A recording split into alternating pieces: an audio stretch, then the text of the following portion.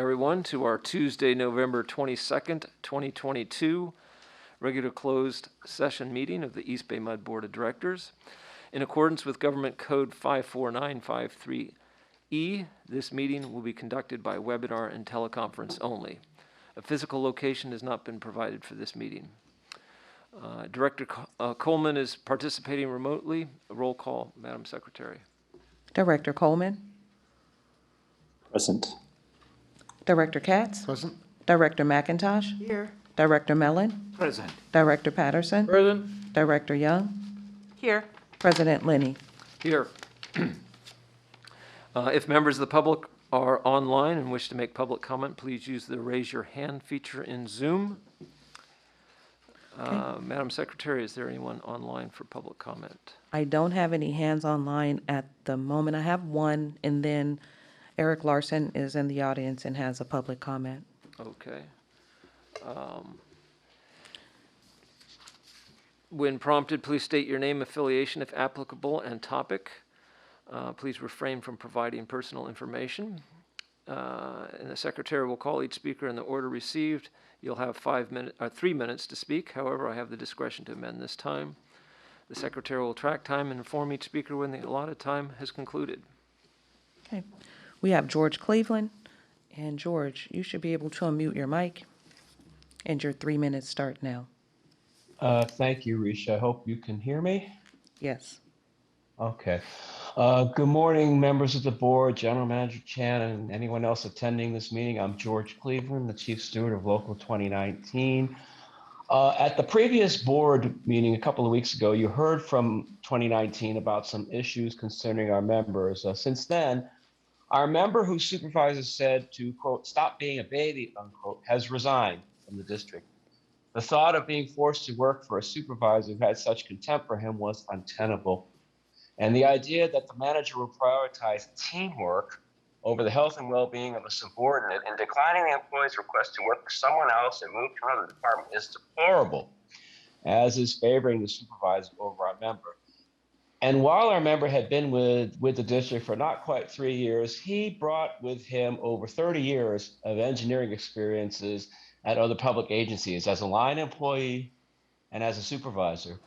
The manager was so eager to accept the member's resignation that she sent him a separation packet that had been labeled for another employee who coincidentally also was leaving the district for a promotional opportunity elsewhere. I think, if you wouldn't mind, through the GM, ask for an explanation from the Director of Engineering Construction as to why this happened the way it did, because it doesn't make any sense that someone would be required to work for someone else who had such contempt. It's ridiculous. And the fact that the person left is lost to the district. The other thing I brought was our member who was on the receiving end of managerial behavior that was termed a grave injustice at the last meeting, told her manager of her plan to leave the district. The tone of the manager's response didn't convey congratulations, but instead, oh, good, you're leaving. You're now out of my hair. And the manager had another outburst on the member's last day at work. Also, through the GM, you should ask the Director of Operation Maintenance about the recent during the workday golf outing that the manager took with a subordinate, the manager's boss, and the manager's retired predecessor. I know that managers and supervisors are salaried and can work daily as little or as much as they want and still receive a day's pay. But unless the golf outing was a team building exercise, it just doesn't look good. And lastly, my counterpart 444, Joe Pangilian, spoke to you at the previous board meeting as well. I was concerned from what he said. So after the meeting was done, I contacted him to find out who the manager was, because I was concerned that perhaps that manager might be having an impact on the 2019 members. And it came to be. The manager in question apparently was trying to interfere with the workers' comp job injury process that one of my local 2019 members was going through. Fortunately, risk management stepped in and said, basically, you need to knock that off. But it's troubling that this particular manager would want to do that. The member in question spoke during the contract negotiations, was advocating for the job position. And I'm thinking that perhaps this might be a delayed form of attempted form of retaliation. And I don't know, maybe the manager's upset because the manager was up for a district promotion and didn't get it. George, your 3 minutes But have concluded. I'm, If you could wrap up. I'm, I'm almost done. But the fact that the manager even tried to do this is troubling. Again, it's something for the director of operations and maintenance to investigate. This managerial behavior needs to stop. Our standards are supposed to be higher the further up we go in the district hierarchy. As the board is at the top of the hierarchy, it follows that you should continue to impart our district values, the things we learned in kindergarten, to the general manager and the senior management team, who in turn need to ensure that our managers and supervisors are also embodying those values. Otherwise, what's the point of even having them if no one wants to pay attention to them? So thank you for your time. All right, thank you, George. We have one other hand for public comment online, and then Eric, you'll be next. Yvette Rivera, you should be able to unmute your mic.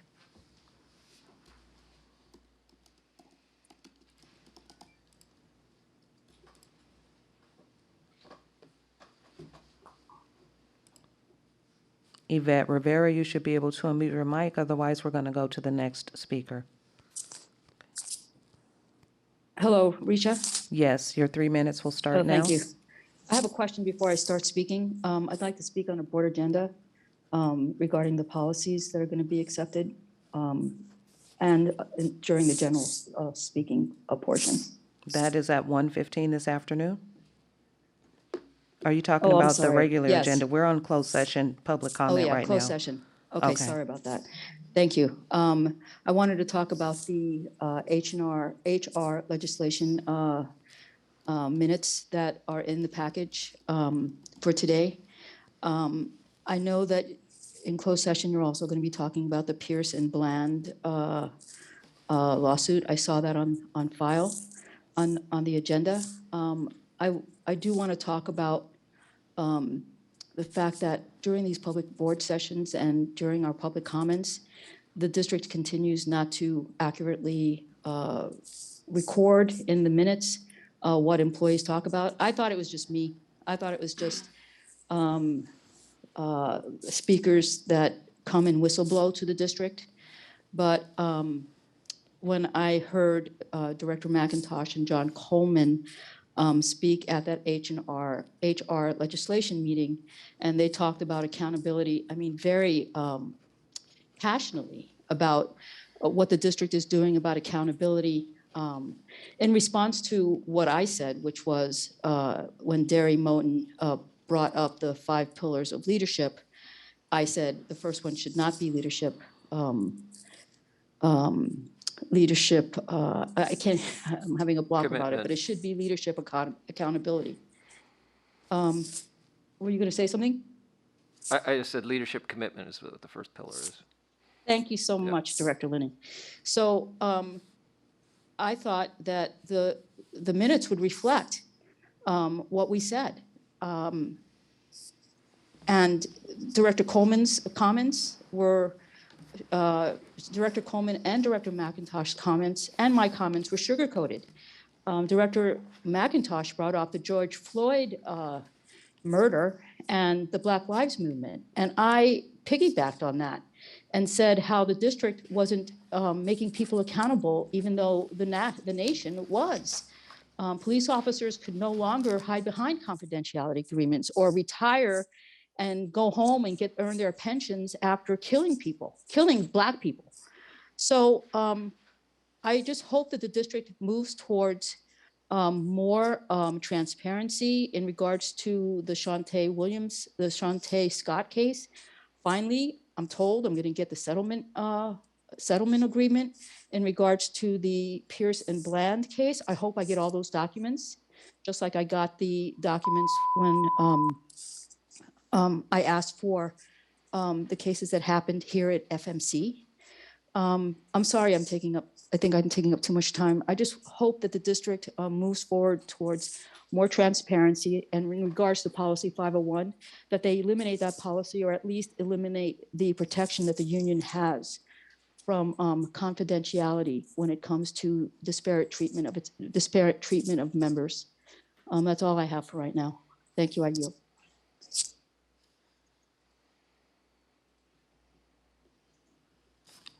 There are no other hands online for public comment. Eric, are you ready?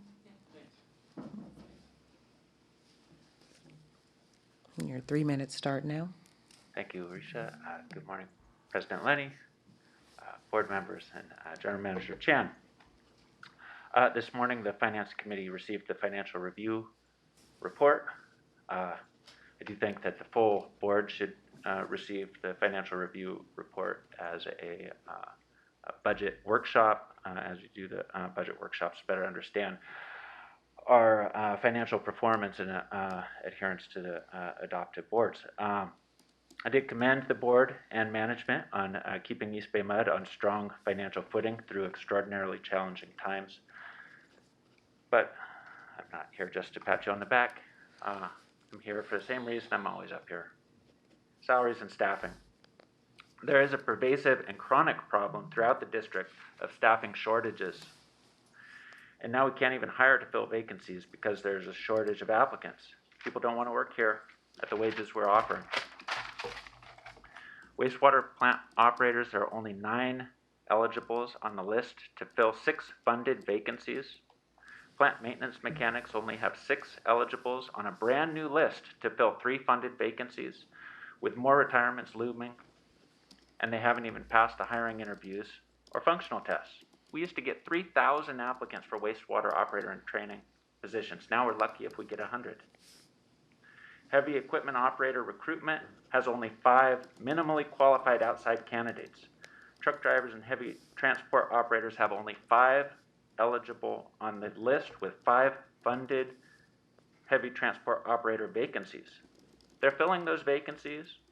I do want to commend Vincent James in recruitment, Cindy Sharan doing as much as they can and working as hard as they can with minimal staff. They got minimal staff in the HR department. They can't get their work done.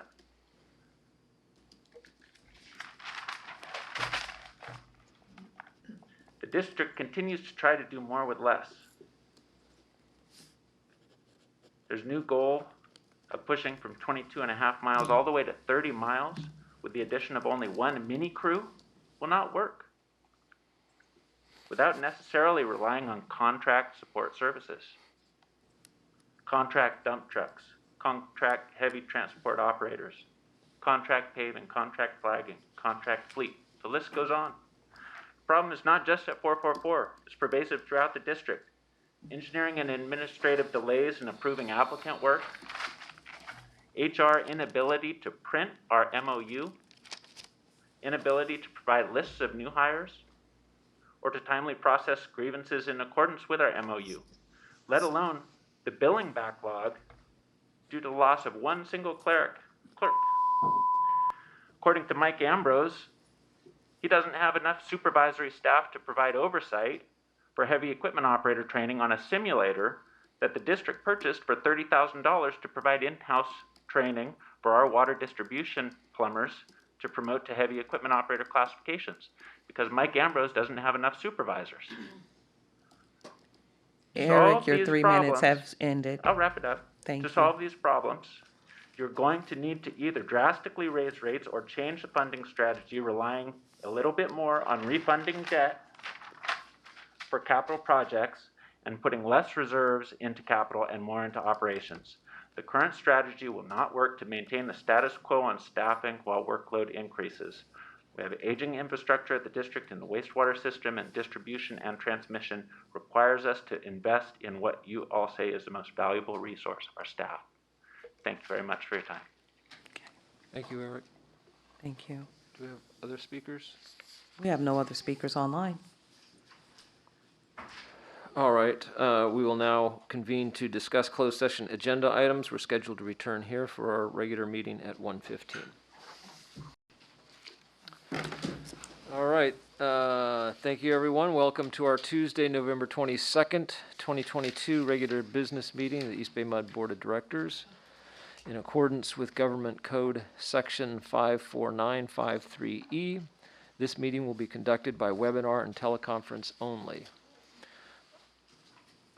We will receive reports from this morning's Finance Administration Committee meeting and the November 9th Los Vaqueros Reservoir Joint Powers Authority Board meeting under item 16.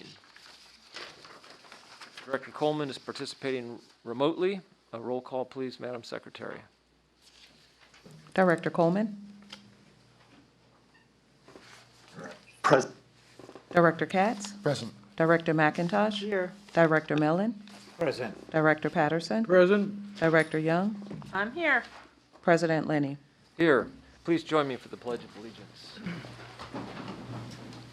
I pledge allegiance to the flag of the United States of America and to the republic for which it stands, one nation, under God.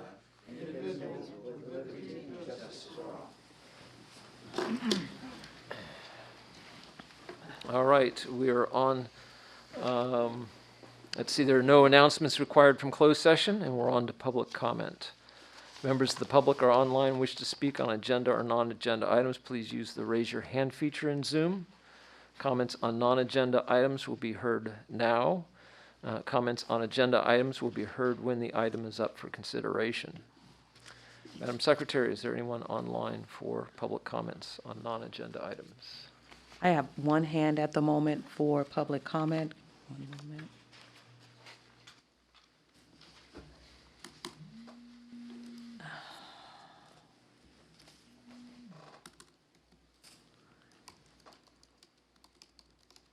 Kelly A., you should be able to unmute your mic, and your 3 minutes start now. Thank you. This district has been putting out a lot of hot air about 15% conservation mandate. So, but a lot of it is self-centered. And the district doesn't really look at what's been going on outside the East Bay MUD district. Across the San Francisco Bay, the cumulative conservation since 2020, since the conservation orders came down, which is about a year ago or a year and a half, is 10.5%. This district is a little bit below average with 9.4%. Other areas, the top scoring one is Marin Municipal, 25% conservation cumulative over that long time period. And San Jose Water Company, 1 million customers, 12% conservation, a good, a significant gap or a significant advance over East Bay MUD. Statewide, 5%, and South Coast, Los Angeles, San Diego, 3%.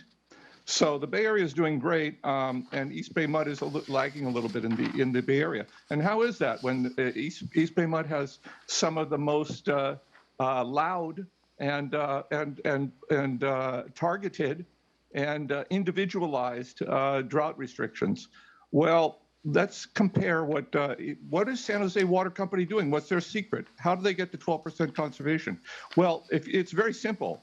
They don't just bark. They have a bite. They're not all bark and no bite. They've got a $7 per unit surcharge. $7 per unit. You know what the surcharge is in East Bay MUD? $2. And when you compare $7 to $2, that's you know, they don't. San Jose Water Company doesn't have to put out a lot of criticism. It doesn't have to target their own customers. They just, you know, quietly send out bills and collect money, and it turns out to be a 12% conservation. It's very, very impressive. Thank you. All right, thank you, Mr. A. I just want to point out a couple things. You mentioned about our 15%, you talked about hot air for our 15% conservation mandate. We actually have a 10% that we've axed. And I do invite you to stay until our presentation on the drought and the comparison of water production, where we've reached as much as 27% reduction between 2013 and 2020. Do we have any? Yes, Frank. Just out of curiosity, since you're in southern Alameda County water, do you happen to know off the top of your head what their conservation level is? Do we I lose think, Mr.? hold on one moment. Oh, there it is. Give me one moment. Just to Kelly satisfy A. He should be able to unmute your mic. Well, it's not off the top of my head, but they used in 2020 18.9 million gallons. Most recent period, 17.1 million gallons. Conservation level, according to state numbers, 9.7%. That compares to yours, 9.4%. So, it's about the same. Okay. Thank you. Thank you. All right, thank you. Any other public comment? One moment.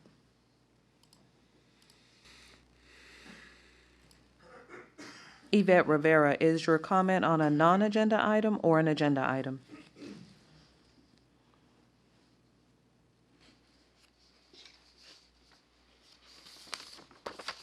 Yvette Rivera, you should be able to unmute your Sorry, mic. I am so sorry. I just Okay. unmuted it.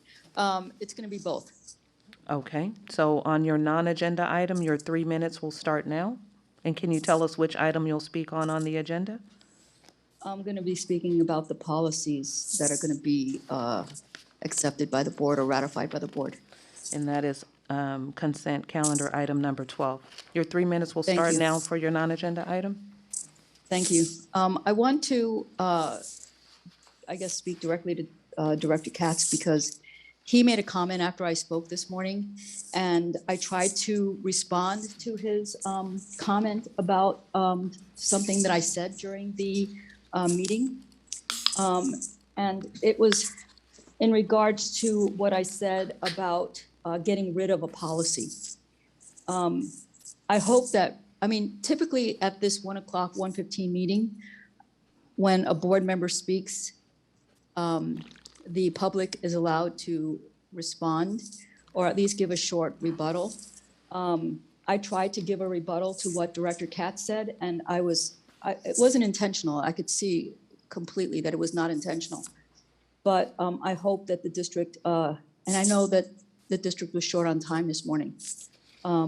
But when Director Katz made a comment about a change of a policy, and I was saying that it was basically protecting a group by leaving a group in the policy, he contradicted what I said. And I'm going to speak about the item when the item comes up today for a vote. But again, I know that the district runs out of time in these morning committee meetings and at the closed board session. But my point is, I hope that the district tries to give the public a chance to rebut when a member on the board of directors makes a comment that contradicts what they say. Thank you. That's all I have right now. All right, thank you. Anyone else? At this time, I have no other hands for public comment online. Okay. Any in person? No one, we have one. We have one person for public comment on a consent calendar item number 5A and B, Okay. and then Yvette Rivera for item 12. All right, so we'll move on to our consent calendar. We will pull items 5A and B, and item, did you say 12? Is that right? The policies. Right. We'll put those aside and hear them separately.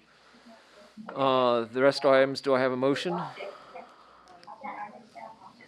Excuse me, Doug, real quick. I'd like to pull item 4. Oh, okay. Also item 4 then. Thank you. So can I have a motion for the remaining items? So moved. All right. Moved by Frank and seconded by Lisa.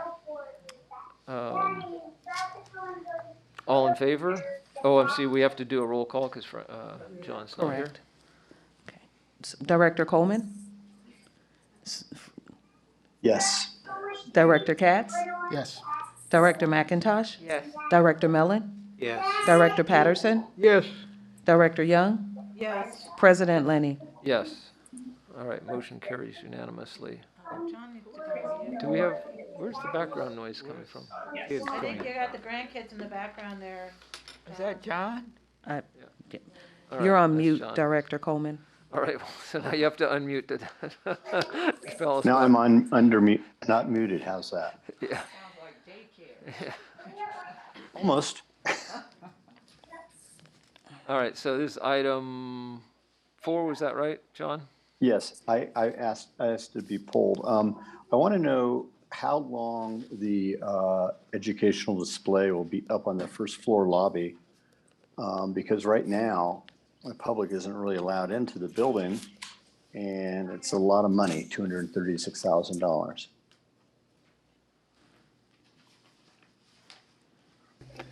Kelly, would you like to respond?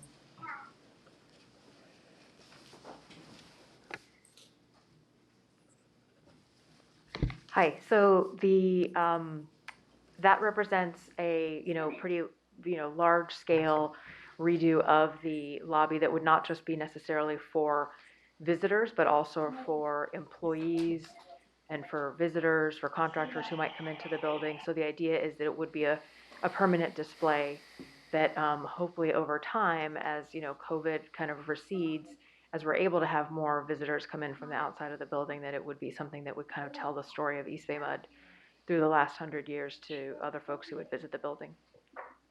So when you say permanent, Kelly, you're talking 1 year, 5 years, 10 years? Oh, no, the idea Or is that more. these would be long-term, permanent installations. I mean, they could be updated over time or added Okay. to, but yes, they would be in place. Okay, that answers my question. I'll move the item. Thank you. Yep. All right. Motion by Director Coleman, seconded by Director Patterson. Roll call vote, please. My mic. Director Yes. Coleman?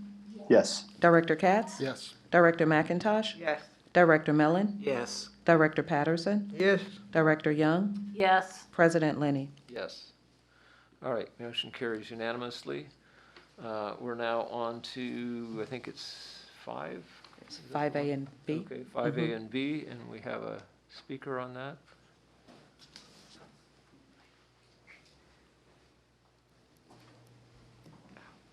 Your 3 minutes start now. Thank you, Risha. Good afternoon, President Lenny, board members, and General Manager Chan. AFSCME Local 444 objects to the contracting out of our core bargaining unit work. We object to spending $1.9 million on 1 year for flagging services. $1.9 million could fund 13 utility laborers, including all the roll-up costs, all the overhead, and leave $30,000 for cones and flags. District use, average use of flagging services are 10 flaggers per day. It's a maximum of 32 on any given day. So that would be a peak workload, but the average 10 per day, 250 approximately flagging days. We've met numerous times with management and the contracting out committee, and we asked for 6 additional utility laborers. And management responded that it's not the core work of the district. Well, directly from the job descriptions of utility laborer classification, I think it's duty item number 4, places traffic cones, barricades, and varying devices around work sites, directs traffic and pedestrians as required. Water distribution plumber, job description. Duty number 8 or 9, prepares job site for work by setting up and placing warning devices and traffic barricades. Water distribution crew foreman and general pipe supervisor, from their job description, duty, assures that traffic devices, warning devices, and barricades are effectively placed and conform to required codes.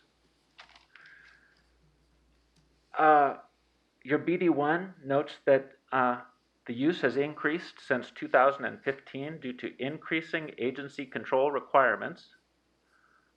That's one of the explanations we get a lot from management. Oh, these are very engineered and increased city codes, etc. But as I noted in the water distribution crew foreman and general pipe supervisors classifications, they're to be up on all those codes. Also, the increased use since 2015 due to increased size and scope of district projects. This concern is not isolated just to flagging and utility laborers. As I indicated in my comments before closed session, it is a persistent and pervasive problem at the district of understaffing resources. We are in discussions with management about budgeting and staffing resources, but we have not yet come to the breakthrough that we hope to achieve to assure long-term viability of the district, as exemplified by the substantial fines for wastewater violations resulting directly from understaffing and loss of institutional knowledge. Alex Coe, and now General Manager Cham, carry on the torch to address aging infrastructure through pipeline rebuild, but contracting out our core bargaining unit work will not get us there. Reject this contract, cut it in half, fund 6 utility laborers and other necessary positions that you are required to do under Municipal Utilities Act 11886, which states that the board shall by resolution determine and create such number and character of positions as are necessary properly to carry on the function of the district. Flaggers are necessary to carry on the function of the district. They have been created as utility laborers. Eric, your 3 minutes have concluded. If you could please wrap up. Sure will.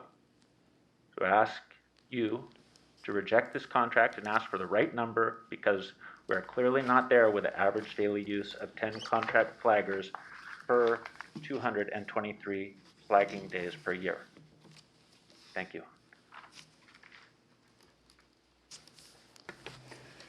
So the original request that went to the unions was $2.3 million. We did reduce that from $2.3 million down to $1.9 million. We do have numerous classifications that can do flagging. Within the utility laborer and the distribution plumber is one of a number of duties, but we do not have a classification just for flagging. It is just one of many duties. Other classifications that also do flagging from time to time include our heavy equipment operator, our heavy transport operator, our truck drivers, sometimes even the water distribution crew foreman staff may from time to time assist with the flagging. When you look at our usage, 30% of the time in the calendar year, we don't contract out any flaggers. So almost a third of the year, we're not using any contract flaggers, and the other 2/3, depending on the size, scope, or the nature of the work that we do need flaggers. Up to, my number wasn't 32, but up to 24 on any given day. So we can go from 0 to 24. The other note is not the codes that the staff need to be aware of, but the requirements of the cities. The cities require a higher level of traffic control for the jobs, meaning more flaggers on site, more traffic control. And it's not just the staff that we're hiring. It also includes the vehicles as well as all the traffic control equipment. So it's from our perspective, it's not practical to hire staff when a third of the time we're not using them for traffic control. Clifford, when you say not just the cones and that, but the vehicles, can you give a little more? So when we bring on traffic control staff, they have all their equipment, whether it's the signs, the flags, the arrow boards, as well as the vehicles, the trucks that they use for the job site. So if we were to try to take on this as a hire people just to do traffic control, we would have to hire staff, all the vehicles, buy all the traffic control equipment as well, with the understanding that in any given day, a third of the year, we're not needing any of this. Right. Okay. So they would be laid off, in other words. Well, I don't want to get to that point, let's put it that way. They might just be. Yeah, go ahead, Eric. Absolutely. Not laid off. Sweeping the yard, cleaning tools, preparing equipment. There are many hand digging trenches. Utility laborers do quite a wide variety of work, not just flagging. And it's an excellent entry level job that an unskilled member of our community could come into the district and have a permanent, regular job with opportunity for advancement through having their foot in the door get into Plumber's Academy or the many varied jobs here at the district. Utility labor is a great entry-level job, and the district should increase the number of utility laborers, decrease the reliance of dead-end flagging job that we're contracting out, and instead insource our work and increase the number of utility laborers here at the district. If I'm understanding you right, you're saying that for that third time that the general manager is talking about, busy work could be found for them. The data that I have is 223 flagging days per year. I think at least 2 of those days are weekend days. I'm not sure the general manager's data point of 2/3 of the time or 1/3 of the time downtime. And I'm not talking about busy work. We got to keep our yards clean. We got to keep our tools clean.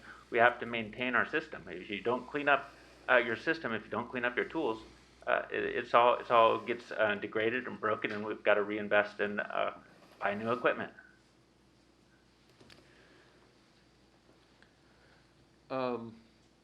Clifford, when you said we went from 2.3 million to 1.9 million, what were the changes there that made that a tenable compromise, if you will? So the original estimate was $2.3 million, and a lot of that was going towards, we have seen some increase in applicant work, so we needed flagging, as well as a lot of that went towards the paving. As we looked at the numbers from the original request, we felt that we could make it through the year based on $1.9 million, which was the amount that we had for last year. Director Coleman has his hand up. Oh, sorry. If you're not here nudging thank you. me, elbowing me, John, I don't see that. Yeah, I'm not nudging you there, Doug, sorry. Quick question, Clifford. We have no flaggers to date, correct? We have no flaggers as a classification. We have classifications like plumbers or utility laborers, where within their classification, they can do flagging. So how many of our employees do flagging now, regardless of their classification?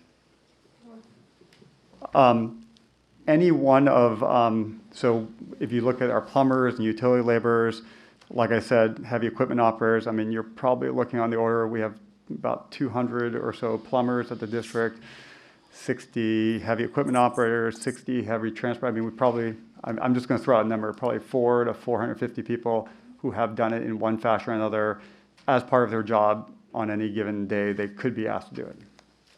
Okay, if we were to, what Eric is proposing, essentially hire the necessary flaggers, what would that cost be for the necessary flaggers? You're talking 24, if I remember correctly, that was mentioned, on the 1/3 of the time, between the salary, benefits, and equipment that we don't have now. What would that come to?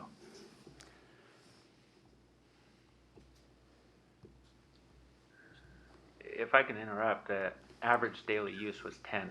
The maximum peak load that I referenced and that Clifford referenced was 24. So that'd be your peak load, your peak day. But average daily usage is just 10, and we've asked for 6.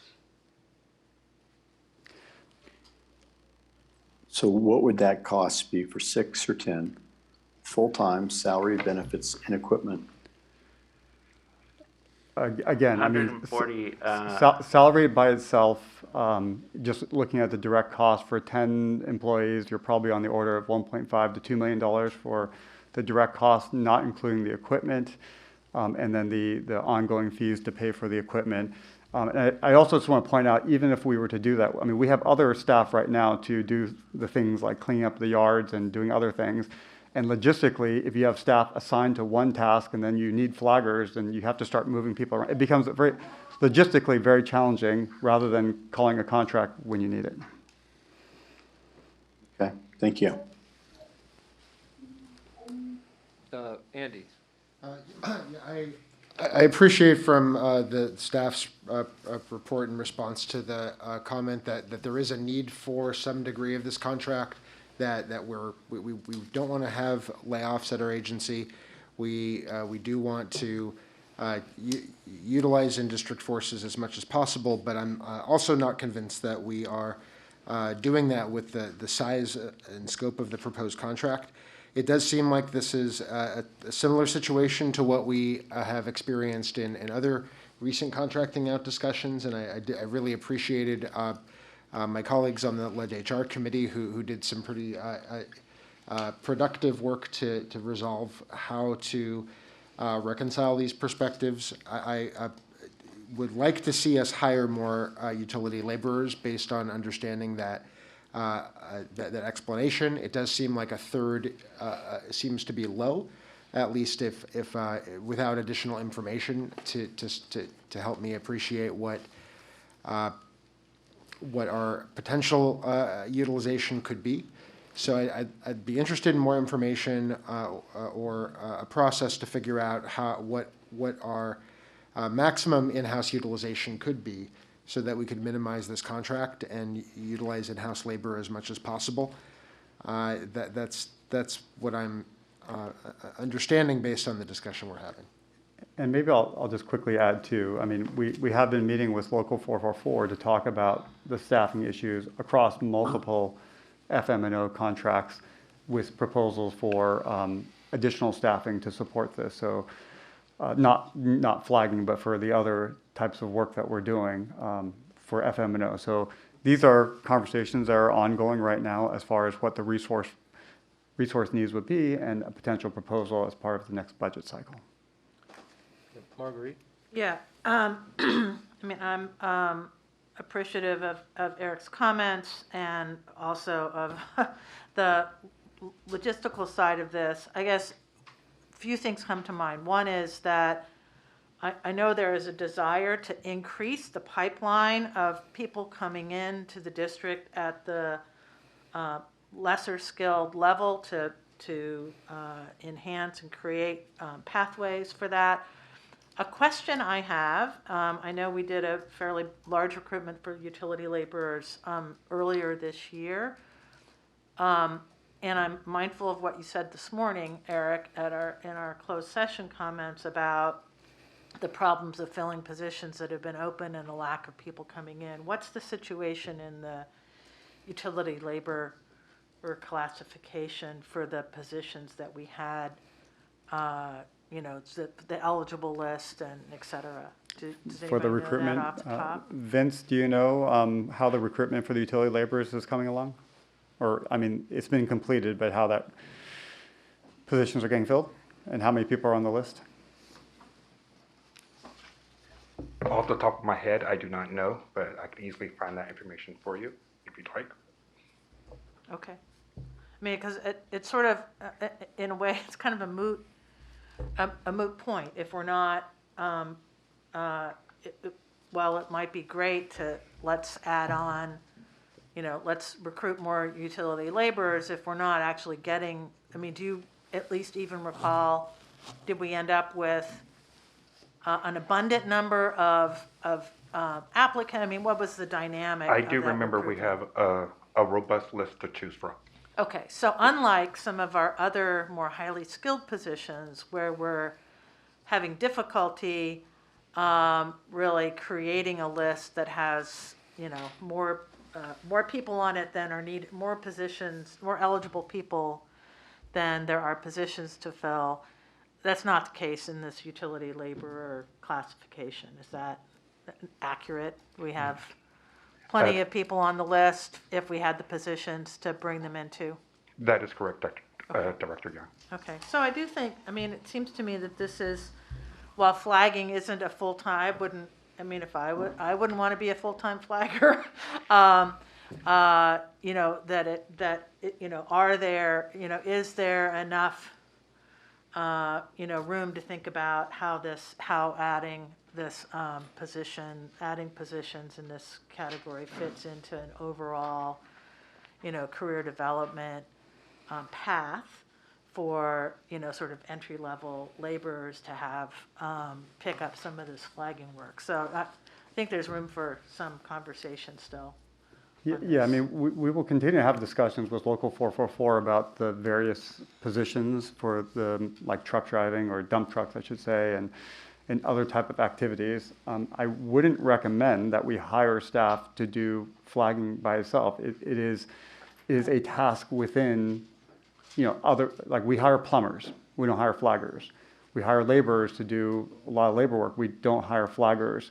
And logistically, if you try to get in a position where we're hiring people solely to do flagging 2/3 of the time, and you have to deal with, as you know, planned absences, unplanned absences, and getting flaggers to a job, it becomes logistically difficult because it isn't. I do hear Local 444 believing this is our core work, but it is one of many, many tasks that people have to do. And I think it wouldn't be my recommendation to hire people just to do flagging, but I certainly want to continue the discussion with 444 to look at other resources needs that we have to fill other FMNO type of contracts. Thank you, Clifford. And we appreciate the opportunity and the ongoing discussions that we are having. We're at this point, I would say, a ways apart on what the union believes is necessary to attain the stated goals of the district and maintaining all of our aging infrastructure. To Director Coleman's question, my estimate on 10 utility laborers, roll-up costs using a factor of 1.6, which is what I understand to be the commonly used ratio for a roll-up cost would be $1.4 million, but we didn't ask for 10, we asked for 6. We don't want to do all of the flagging 100% of the time at the district, but when the district is using an average of 10 flaggers on 223 flagging days per year, mindful that 2 of those days, or I should say 104 of those days are weekend days, and then you got holidays in there too. We're using flaggers every day. So Eric, And utility laborers are useful for doing many other important and useful jobs. Eric, are you suggesting that we create a new classification? No, utility labor. I'm sorry for interrupting you. Yeah, Forgive me. that's okay. That was a question. So the utility laborer classification Yes.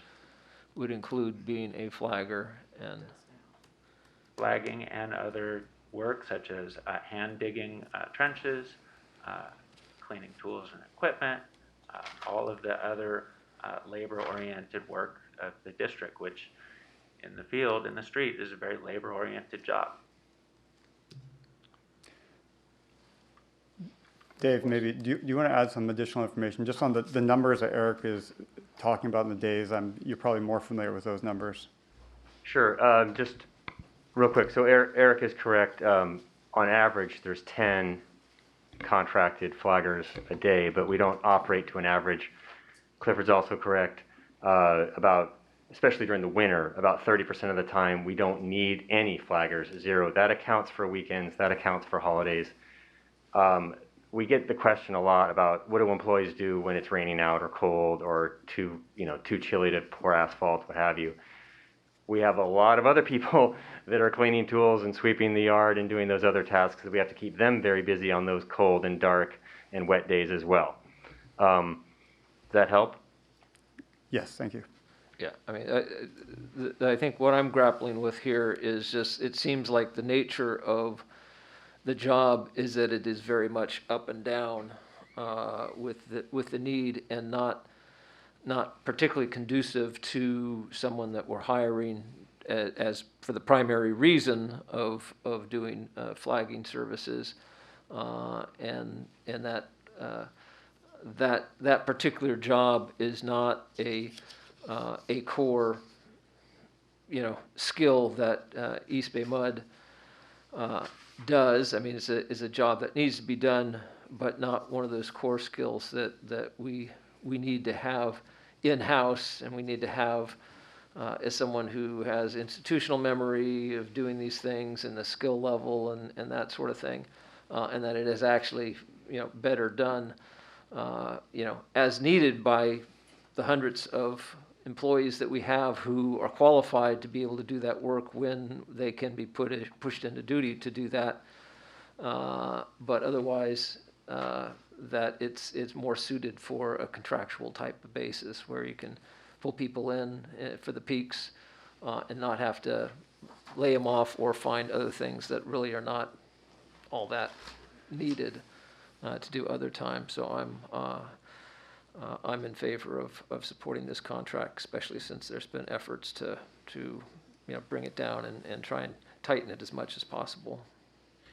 I would move items 5A and B. I have a second for that. I would second that. All right. Motion by Director Mellon, seconded by Director McIntosh. Any further discussion? Andy? Yeah, like I said earlier, I do understand that this, some degree of these services is reasonable. And I appreciate that discussions are going on with our staff and Local 444. I would like to hear back at the board about these issues, perhaps during our budget process, not just about this, but all of the FM&O issues that we have. I like that this contract is just a one-year contract, so we will be able to revisit the adequate utilization for this type of work, hopefully through our upcoming budget process, so that if we need to authorize additional staffing positions for utility laborer work or other classifications for our FM&O types of contracts, we can resolve that through the budget process, or at least by that time. So that I'm expressing my view as I intend to vote for the motion. I will also be voting for the motion with the understanding that, like all of the other FM&O contracts that we've approved in the last few months, that the words "not to exceed" are important, and that the conversations with 444 continue to look for ways to,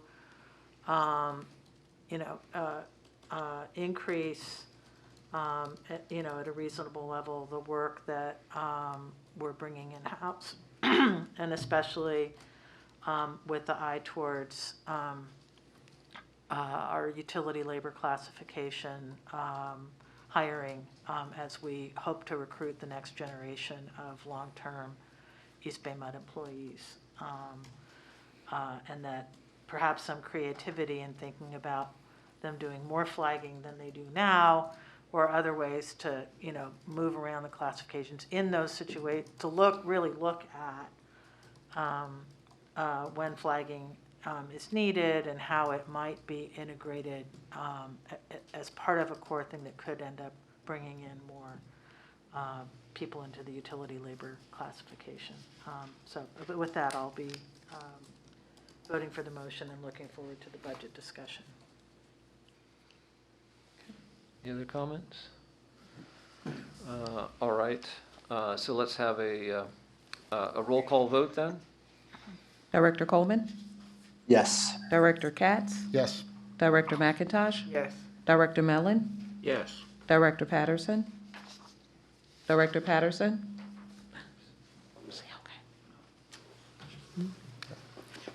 We're voting. Voting on item 5A and B. I'm sorry. Yeah, we're voting on item 5A and B, Flagging the contract. flagging contract. The motion to approve 5A and B.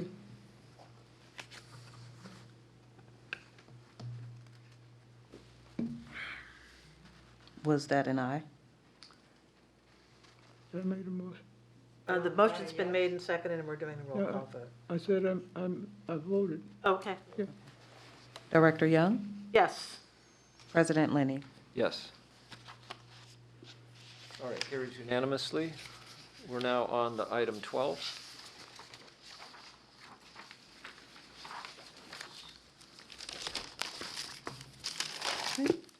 We have, This was an item we had a speaker on. yes. Yvette Rivera, you should be able to unmute your mic.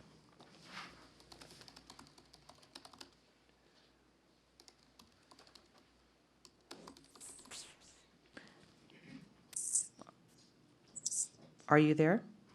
Thank you. Can you hear me? Yes, and your 3 minutes start now. Thanks a lot. This morning, Director Katz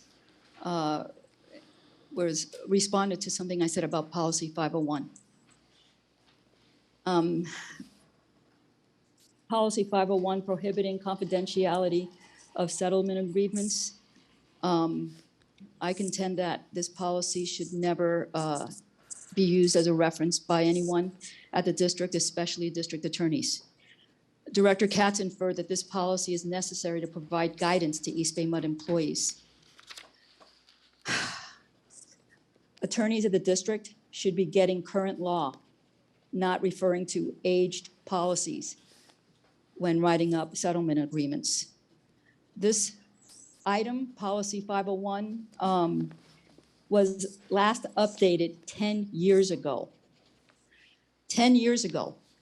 Since then, I've asked for numerous public records related to EEO complaints and discrimination complaints, and many times I was denied. Obviously, the district was following a policy that should have never been followed.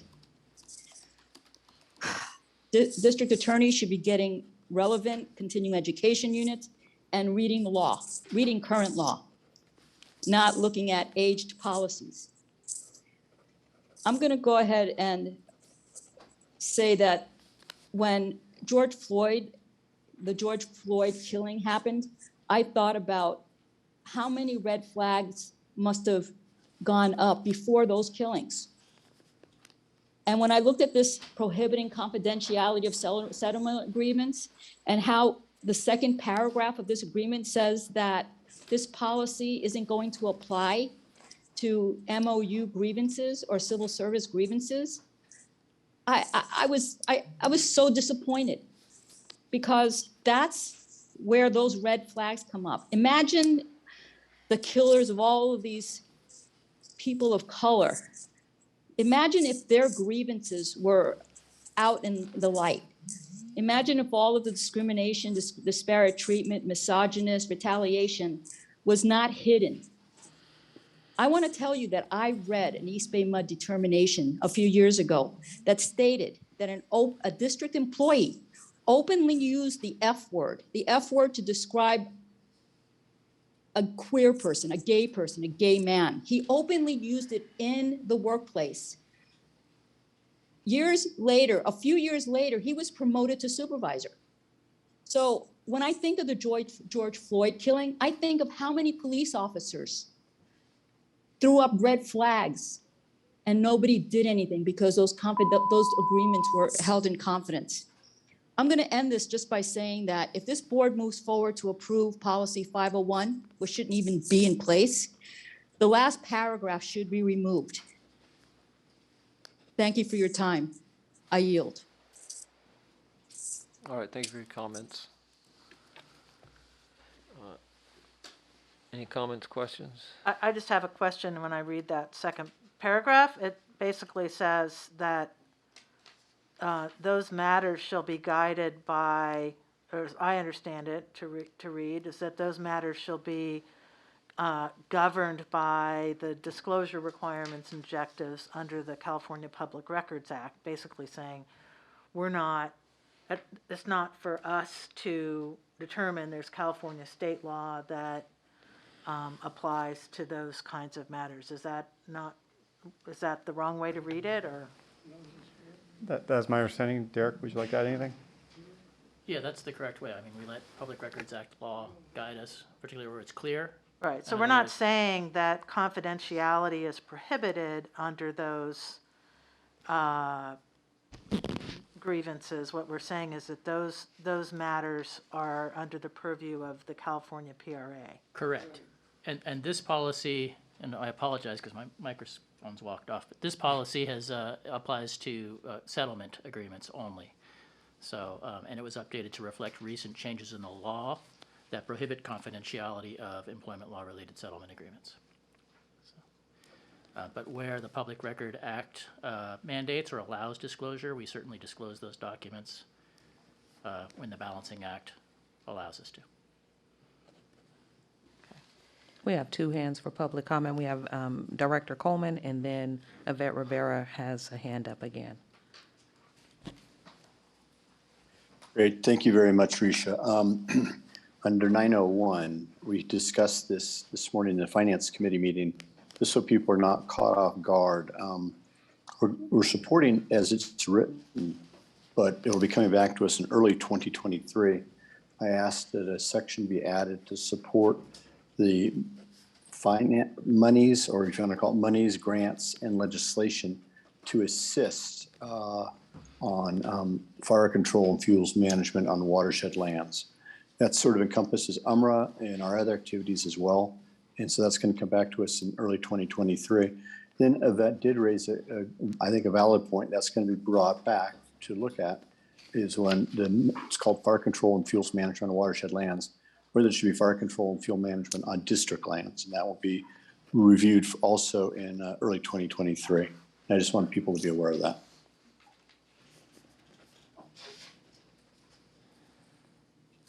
All right. And if Yvette wants to have Yes. something else to say, One open to moment. hearing that. Yvette, you should be able to unmute your mic. Okay. Thank you. I'm going to just say one last thing. If the district needs for someone to have guidance, if someone is going to be attorneys, not anybody else in the district, because attorneys are the ones that vet these agreements. And since they're supposed to be current, and obviously this was updated 2 years too late because that policy, that EEO policy, that confidentiality of service agreement policy, federally recognized, is 2 years old. So again, the last paragraph taken away would not remove the strength of this policy if you want to keep it.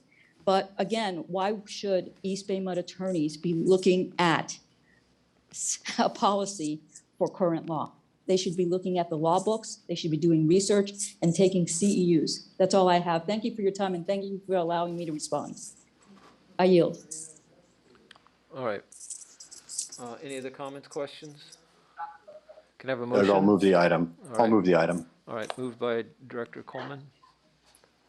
Seconded by Frank Mellon, Director Mellon. We have a, take a roll call vote, Madam Secretary. Because of me, I know. Director Yes. Coleman? Okay. Director Katz? Yes. Yes. Director McIntosh? Yes. Director Mellon? Yes. Director Patterson? Yes. Director Young? Yes. President Lenny? Yes. All right, that takes care of our consent calendar. We're on to determination and discussion. If anyone online wishes to comment on items 13 through 15, please raise your hand when the item is up for discussion. When prompted, please state your name and affiliation if applicable. Otherwise, I'll turn it over to our General Manager. Yes, so I am pleased to bring to you for consideration the appointment of Alice Toohey as our Environmental Affairs Officer. Alice has been with the district for over 15 years, and she's worked on recycled water projects, worked in water resources planning, and most recently has been our Manager of Water Conservation for the last 3 years. She is committed to supporting the sustainability work at the district, and for many years has been the co-chair of the district's Sustainability Committee. Alice has a bachelor's degree in physics from Bryn Mawr College and a master's degree in civil and environmental engineering from UC Berkeley. All right. I will happily move this item, although, boy, the changes that you've brought to the Water Conservation Department in the short time you've been in charge actually make me very excited about what you'll do as Environmental Affairs Officer, and also like really hoping that the person filling your shoes has as much creativity and gumption and do-itiveness as you have in that role. So that's my moving that. My second, Doug. Okay, great. We have Frank third. He was the third. motion by Director Young, second by Director McIntosh. Let's have a roll call vote, please. I can wait till after the roll call vote. Director Coleman? Yes. Director Katz? Yes. Director McIntosh? Yes. Director Mellon? Enthusiastically, yes. Director Patterson? Yes. Director Young? You bet. President Lenny. Yes. Frank? Alice, I've had the privilege to work with you and be at conferences with you and watched you grow and develop. And I had to admit, I was a little nervous about you getting over into water conservation because so much talent. And I was afraid we'd kind of lose you in the rushes, if you will. And here you are in front of us in something even better. And I just can't say how pleased I am, and of course I'm going to vote yes, but good to see you continuing this progress in your development. It's awesome. So Alice, you don't need to say anything. You've already. I do want to say though, thank you so much for the opportunity and for all of your support and leadership over the years. You know, it's been a great 15 years at the district so far. I'm really excited to move into this role, although I am really a little bit sad to be leaving my team in conservation. Just to let you know, Director Young, we have a very deep bench in conservation and some of the most enthusiastic and creative people that you'll find. So I want to thank you and Clifford and Mike for this opportunity. And lastly, I do want to say thank you to Andrew Lee, who's been a great mentor over these past 3 years. You know, Andrew, we've faced our share of challenges between the pandemic and the drought, and I really appreciate all your support and encouragement. So thank you all, and I'm really excited about this next step. I think Director Coleman has his hand raised. And Director Coleman. Yeah, thank you. This is more for Clifford, I guess. Thank you for telling us where Alice graduated from. I noticed in the last couple of appointments, we've not been posting their college. So I'd like to see that back. I just enjoy reading that. So it's weird, I know. But if we can start putting that back in. And I think Alice will be phenomenal in this job, by the way. Okay, thank you.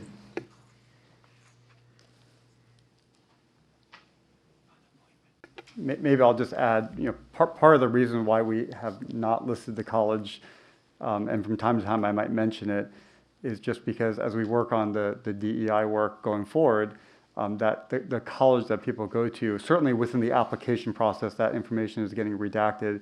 It does create biases. So we're trying to do that on the application process, but certainly when we recognize the individual, we can mention it. But just understand that's part of the reason why we've been making some changes on the colleges. I see that. The only time I would have a problem is if it's Stanford. That's true. Everybody knows that. I was going to say, we don't get much fun up here, and we have a friendly competition between Berkeley and Stanford. That's been enjoyable over the years. And I want you to know the University of Hawaii feels appropriately discriminated against. Congratulations, Alice. Yes. Okay. Moving on, next is a resolution to continue to hold meetings via teleconference under Government Code Section 54953E. We certainly hope that this is the last time we bring this resolution to the board for consideration. We have Dave Briggs, our Director of Operations and Maintenance, with a brief update for the board prior to consideration of the resolution. Okay, thank you, Clifford, and we'll withhold any comments about the big game. All right. No comment. Let's see. All right. Good afternoon, President Lenny. Good afternoon, members of the board. So slide 2 shows data that I think you'll find gives context to the conversation. The upper left chart shows the positive cases per 100,000 in our local counties. It's remaining stable, maybe inching up a little bit. The graphic on the upper right is the positivity rate in Alameda County, which hasn't been below 5 in probably 6-7 months and is creeping up. The lower chart is our positive rate for our employees, which is now at 49 for the month of November and 1,053 overall. So we will exceed in November, positive cases will exceed in November, will exceed October. It already has. Will most likely exceed September. And might even exceed August at the rate we're going. We're getting about 3 or 4 each day, although the last couple of days have calmed down a little bit. Now, the other relevant data, of course, not shown is the concentration in wastewater, which is very stable, inching up, but very slowly. Looked at other data in San Francisco and Los Angeles counties, which typically are harbingers for what we see in Alameda and Contra Costa County. The data is very stable there. I would not classify what the situation we're in right now as a surge.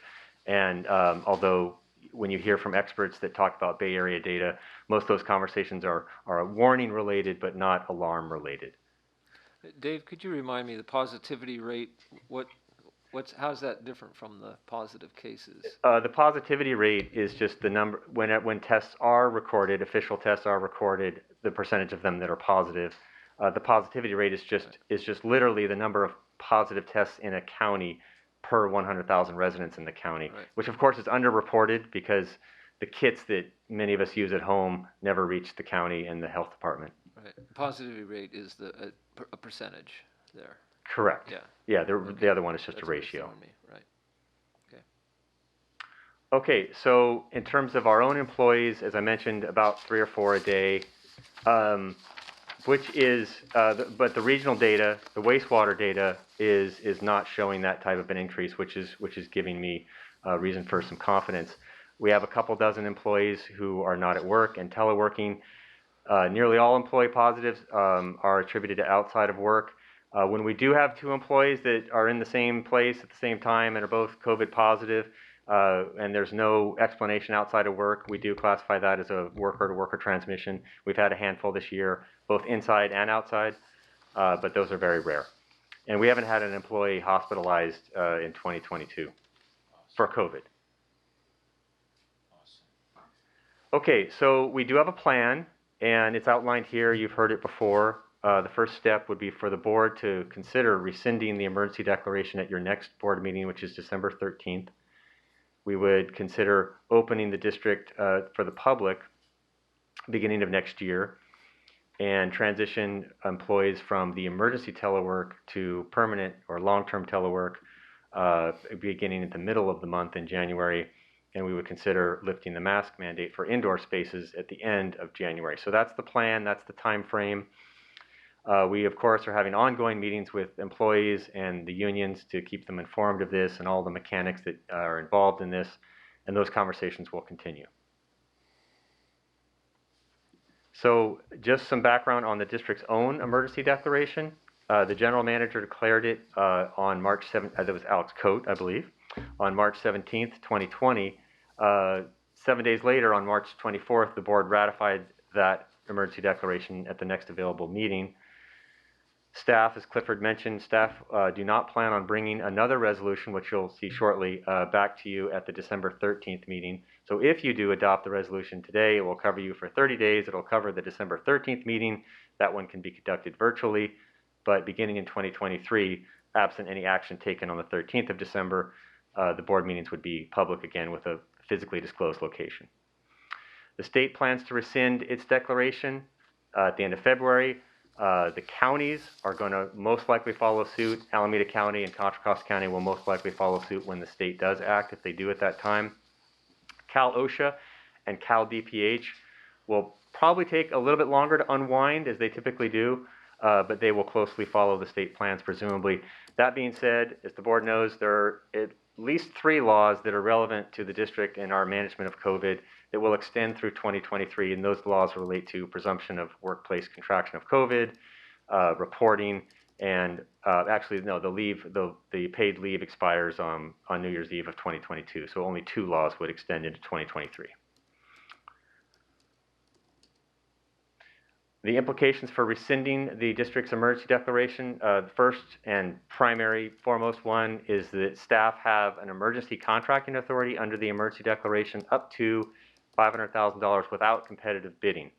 That's the primary power we have when we declare an emergency. We used that authority twice almost 2 years ago to enter into contracts related to contact tracing and employee testing.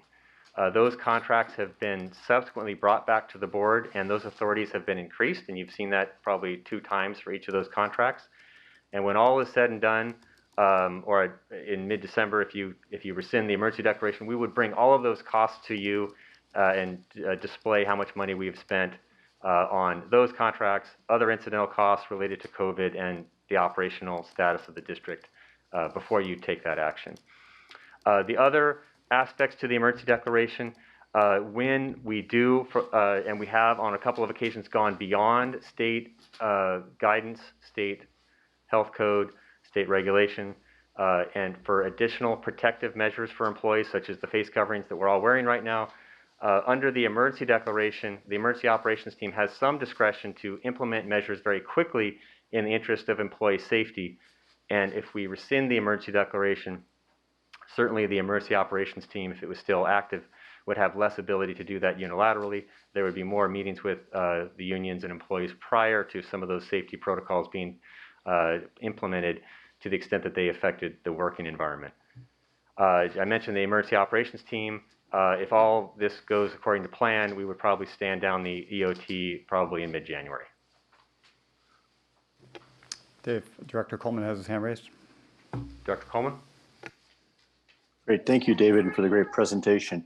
Question is, what is the trigger? I hope that we follow your schedule, but let's say with the winter and Thanksgiving and Christmas, COVID rescinds its ugly head and the percent of those who have it goes up.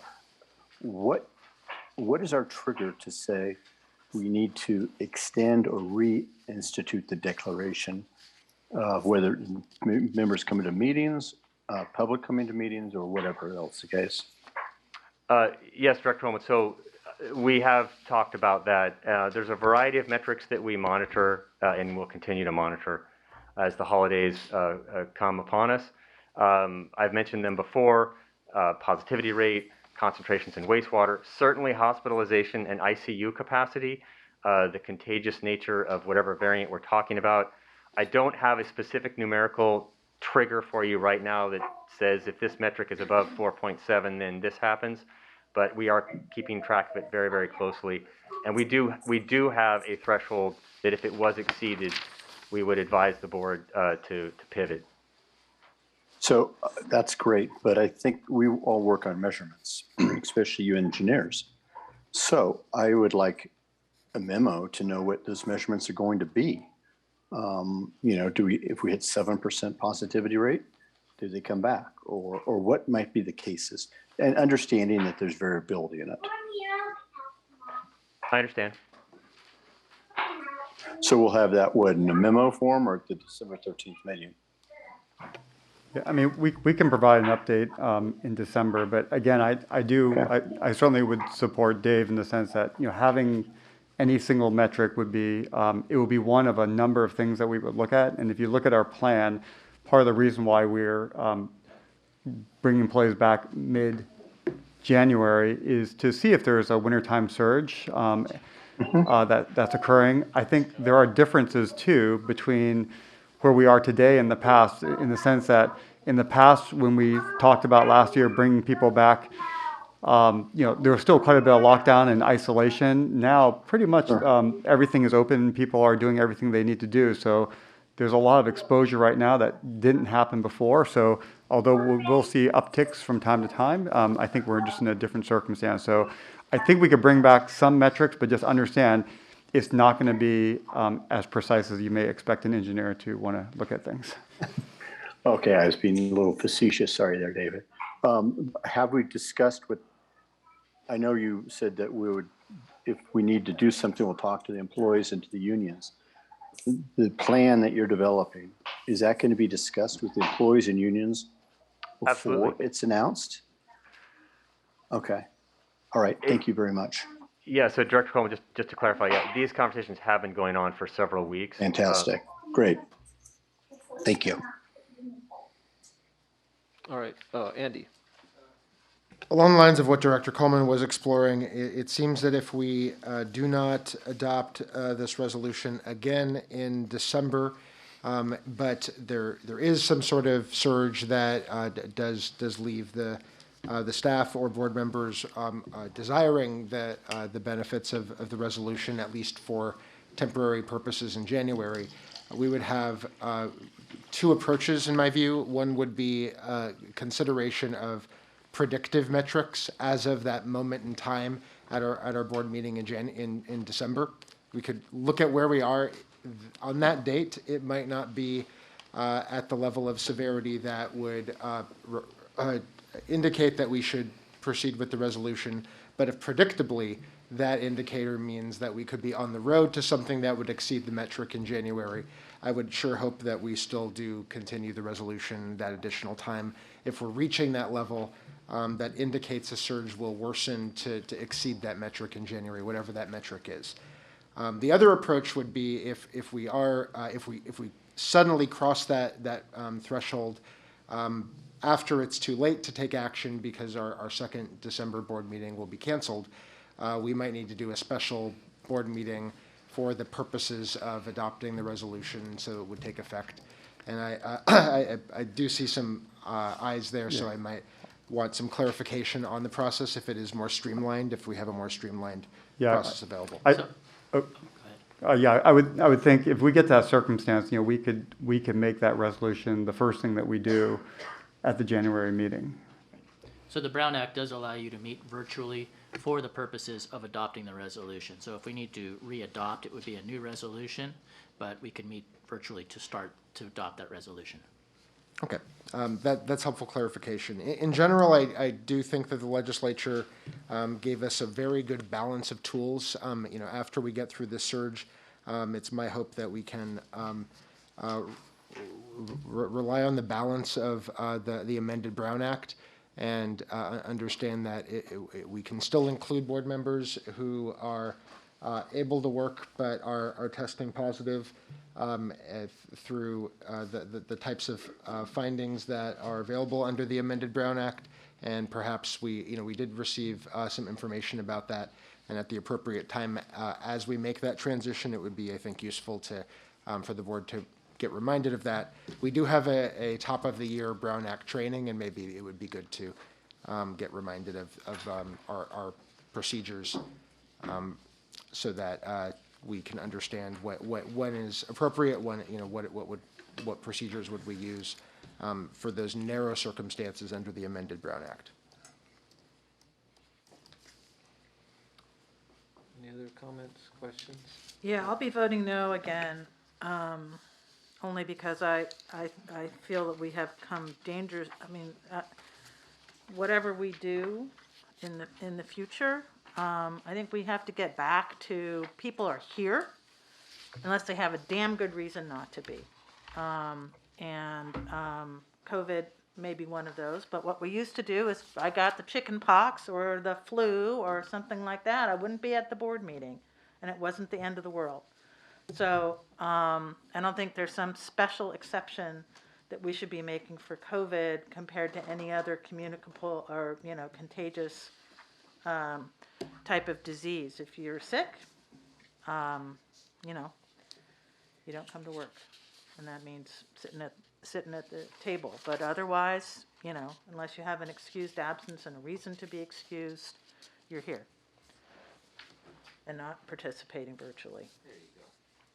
So I'm just, yeah. So we are at the point where the board can consider the resolution, and you can see the information on the slide on your screen. All right. Do I have a motion? Sounds like Marguerite's not going to make it. So No. Anyone else? I'll move it with the understanding that we are probably adopting it for the last time. I'll second it, just so that it is the last time. Last time of year. All right. So we have a motion by Director Katz, seconded by Director Mellon. Let's have a roll call vote. Director Coleman? Yes. Director Katz? Yes. Director McIntosh? Yes. Director Mellon? For the last time, yes. Director Patterson? Yes. Director Young? No. President Lenny? Yes. All right. Motion carries on a 6-1 vote. Thank you. Next is our drought update. Our customers are continuing to conserve water in November through November 20th. Our water use is down 17% compared to the 2020 baseline. We have Dave Briggs here, who will begin with our water supply update, followed by Alice Toohey, who will provide an update on our excessive use ordinance. Okay. Thank you.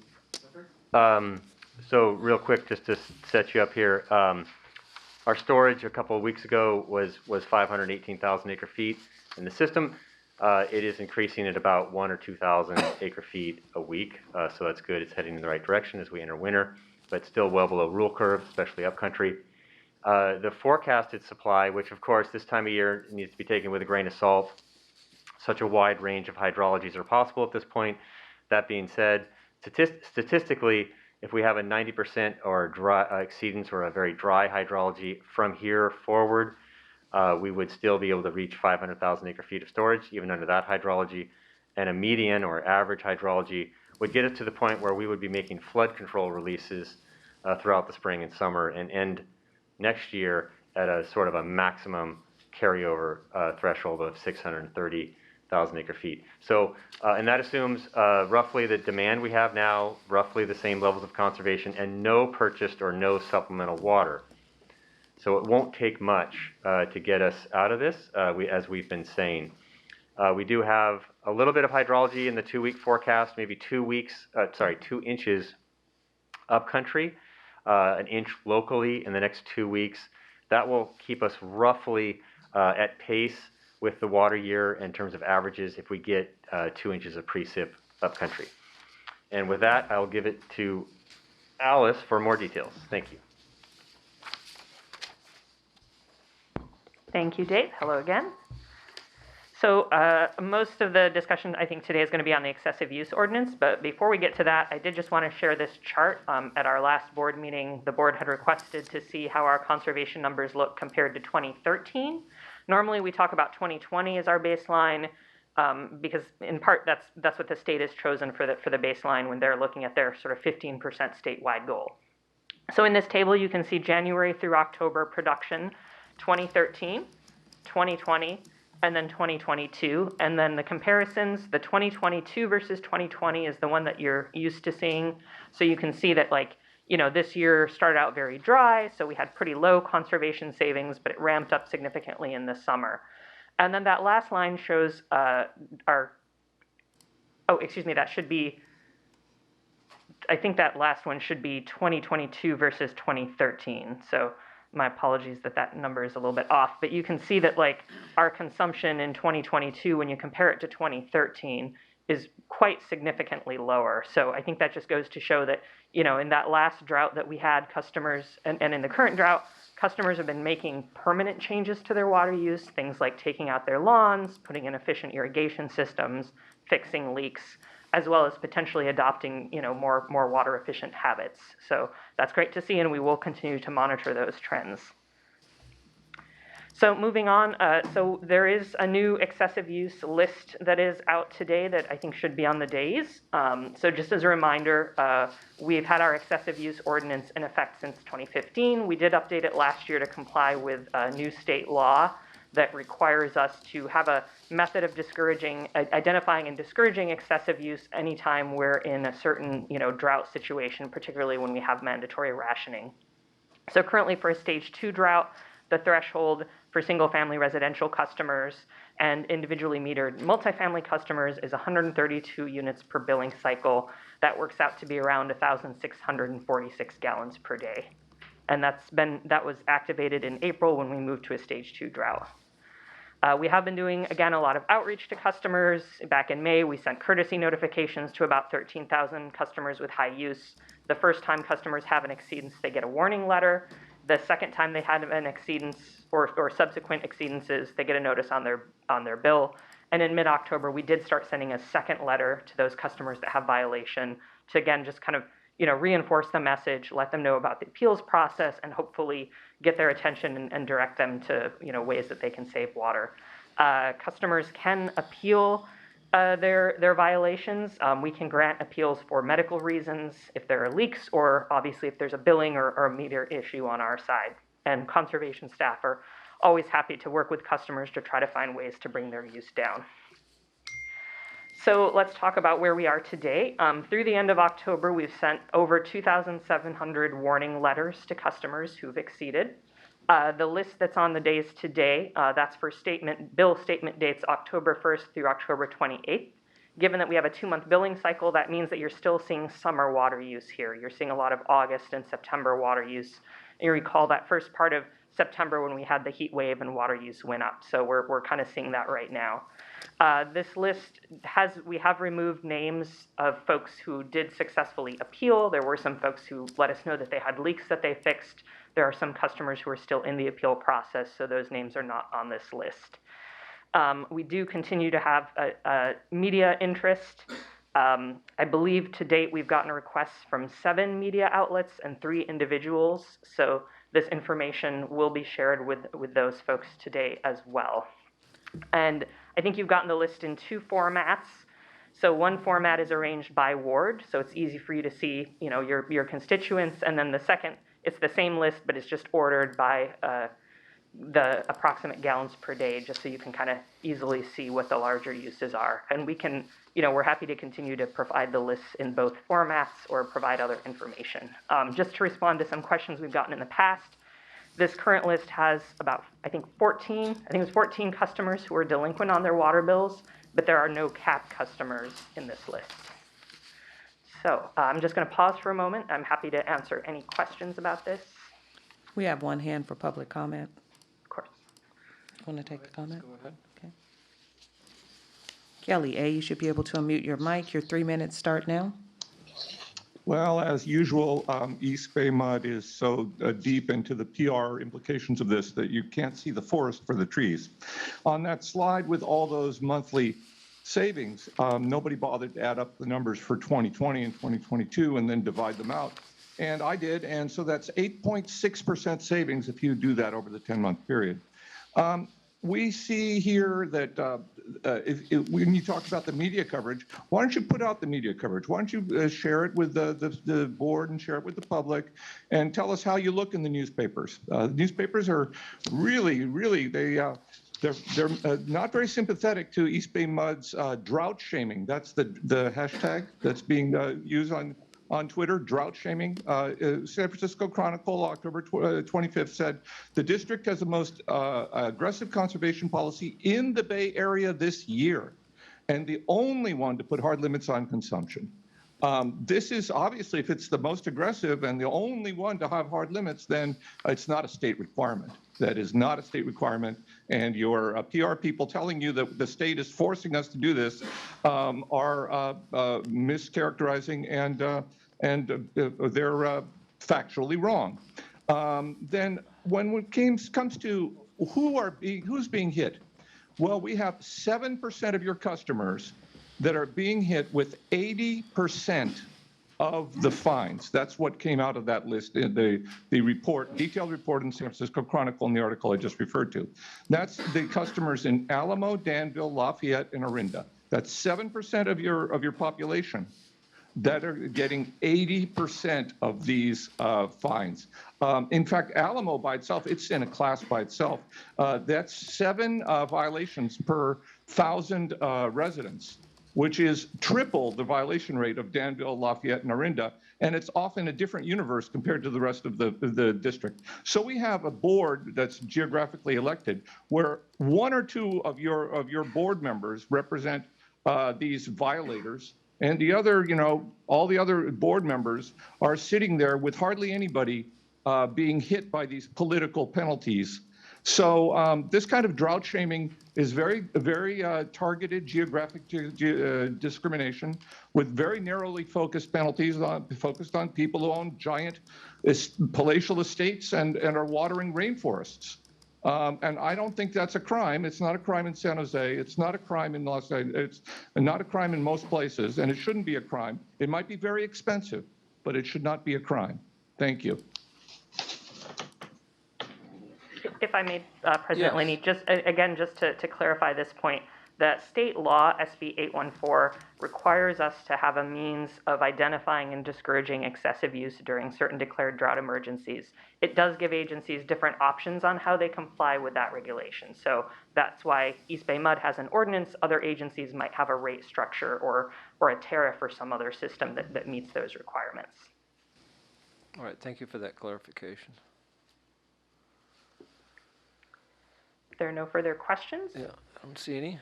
Okay, just moving on really quickly, we're continuing to plan in case this next year is dry, although we're all certainly hoping that the rain will come through.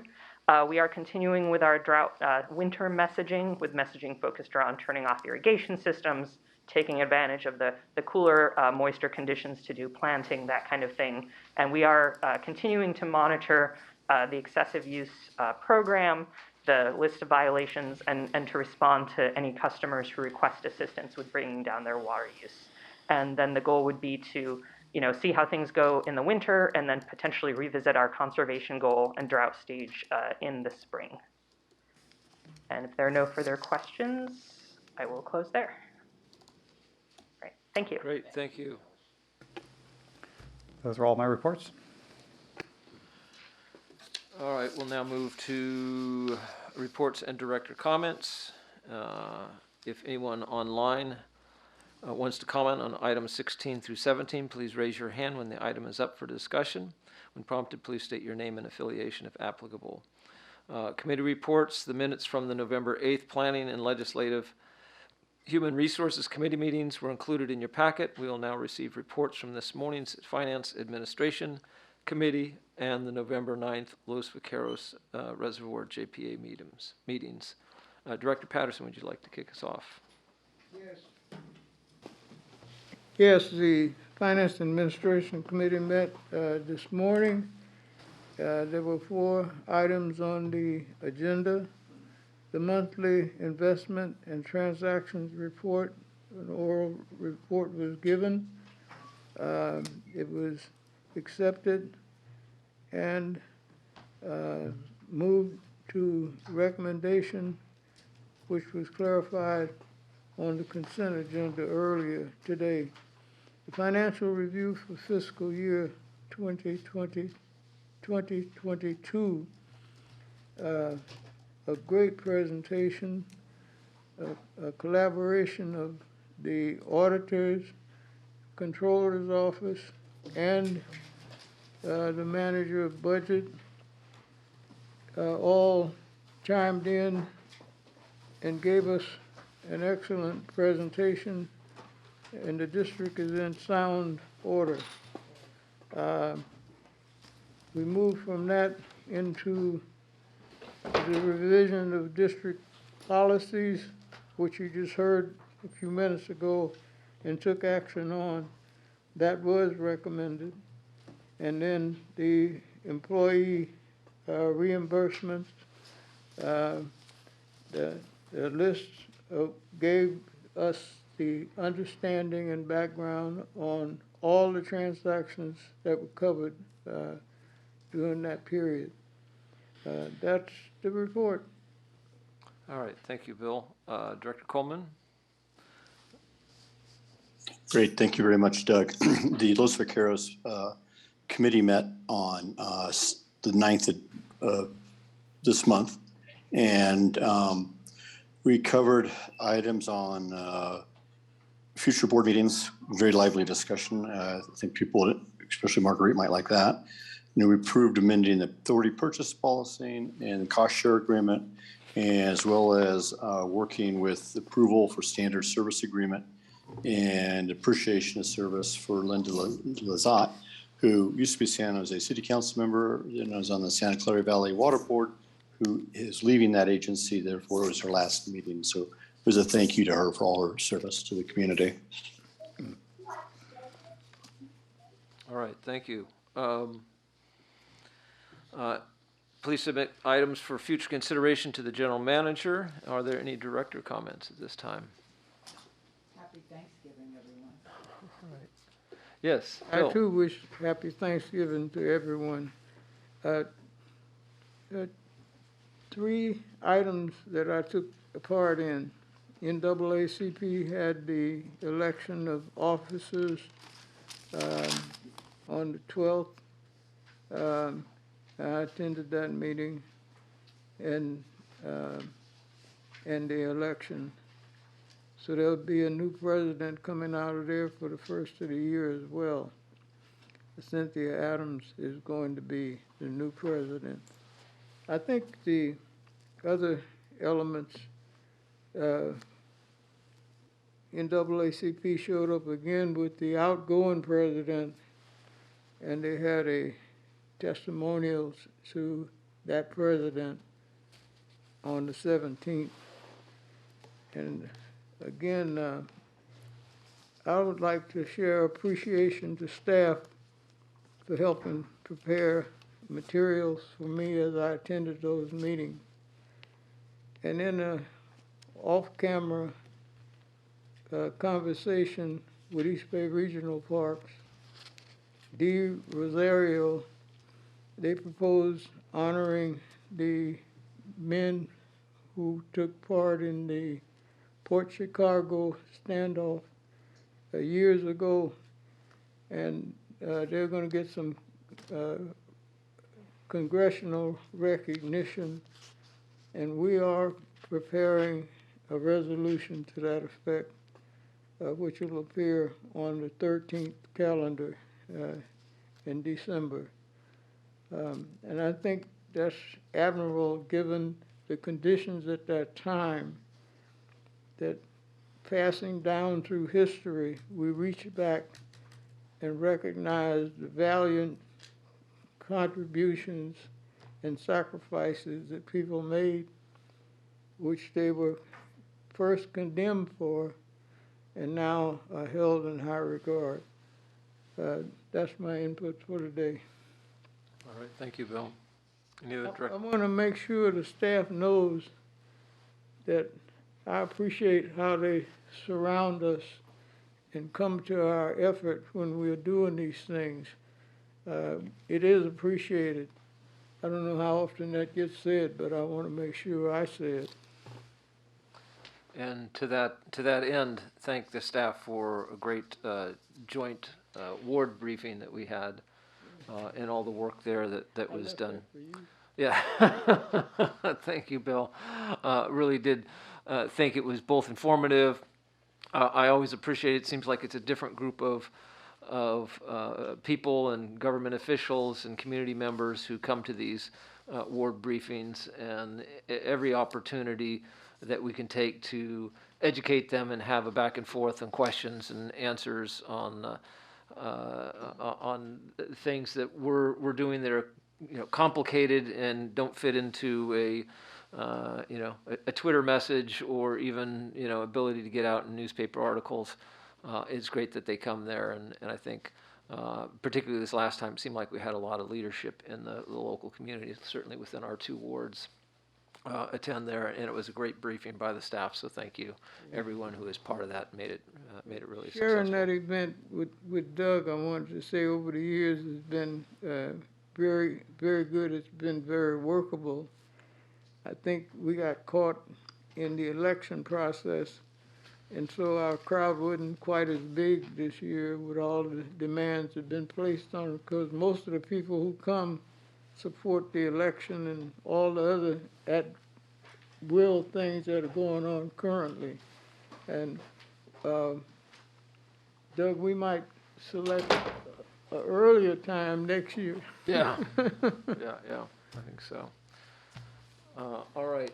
Well, with that then, our next regular meeting, the board will be held on Tuesday, December 13th at 1:15 p.m. This meeting is now adjourned.